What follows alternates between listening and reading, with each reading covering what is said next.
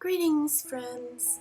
It's Denise again with Denise's Dancing Paintbrush, and today I've got the fairy tale for N.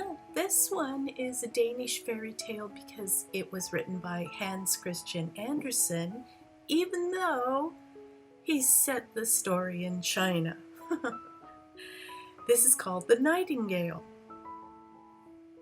Long ago, the Emperor of China was a collector of many rare and beautiful things.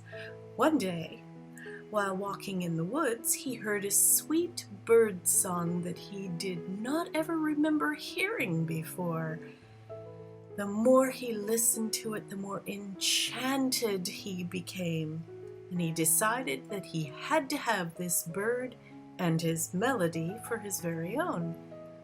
He ordered that the beautiful songbird be brought to him at once, and although many people came with songbirds in cages for him to hear, none of them was the right song that he wanted to hear, until finally a kitchen maid happened to hear the story of the great emperor's desire, and she knew exactly what bird it was, so she brought him before the emperor. Imperial Majesty, I think I know the bird you are wishing to hear. It is a nightingale. The problem is the nightingale must be convinced to come of his own accord. He will not sing if he's locked in a cage. Well, this news distressed the emperor because he so desired to have the nightingale locked in a golden cage, where he could see him and listen to him as part of his royal collection. But of course, in the end, he had to agree. So the kitchen maid led members of the imperial court into the forest where she knew the nightingale lived. And there she told the nightingale of the emperor's great desire to hear his song. Finally, the nightingale agreed to come. For many years, the nightingale was the emperor's favorite. He would sit and listen to the bird all day, but the nightingale came and went as he pleased, and this often distressed the emperor. One day, to please the emperor on his birthday, a royal jeweler created a mechanical nightingale made of gold, bedecked with many jewels. This bejeweled toy had a less melodious sound, but would stay put night and day. And soon the emperor lost all interest in the real nightingale.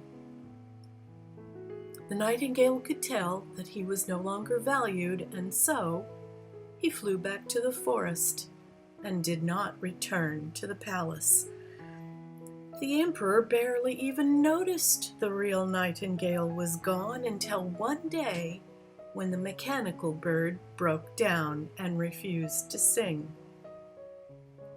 It was then the emperor was very sorry.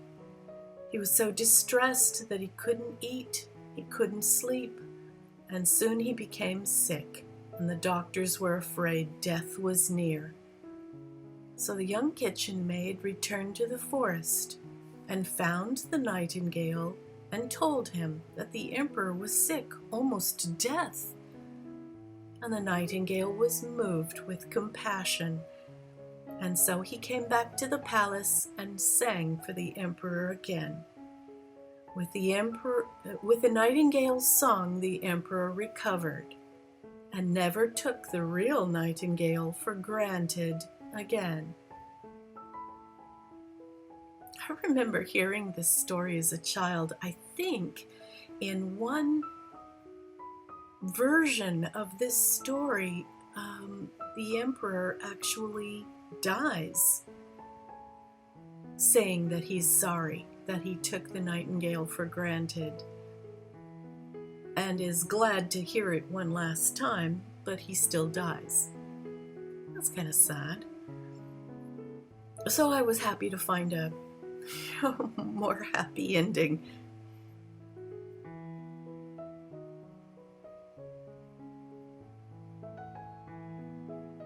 So here you can see I've got my little drawing of a Chinese girl, even though this is supposed to be a Danish fairy tale, trying to convince the Nightingale to come to the palace. I thought this little girl looked very charming.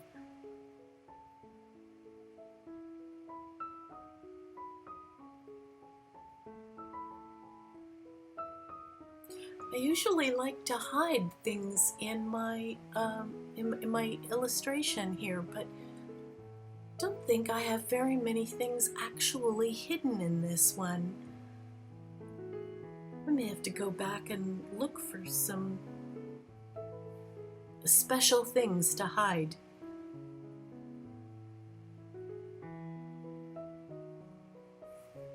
In the collage. You can see these collages are made with pieces of catalogs and old wall calendars, magazine pages. Some are cut and some are torn. I like to use the torn pieces for wood and leaves and, you know, rough natural things. But when I'm working on a face, I really think it ought to have smooth edges and not rough torn ones. I used a lot of torn paper for my Nightingale too, and then ended up kind of smoothing out the belly with the cut paper.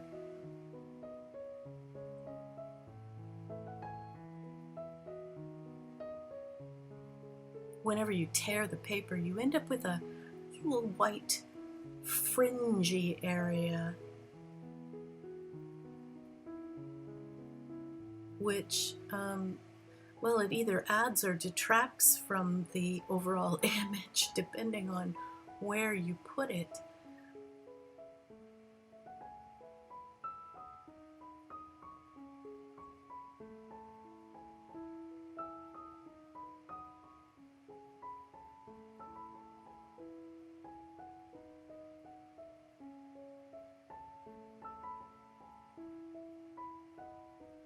I'm using rubber cement and even a little pair of tweezers to put in some of the smaller pieces. Gives me a break on my fingers. The rubber cement works real well because it doesn't make the paper buckle and wrinkle. It dries very smooth. But it does tend to yellow with age. You know, then again, this is old magazine paper. It's going to yellow with age simply because it's not archival quality. They don't print magazines or calendars or any of those things using archival quality paper. That's probably the biggest letdown of doing these collages. It's only the digital image that's going to last the test of time. The actual collage will yellow in 10 to 20 years.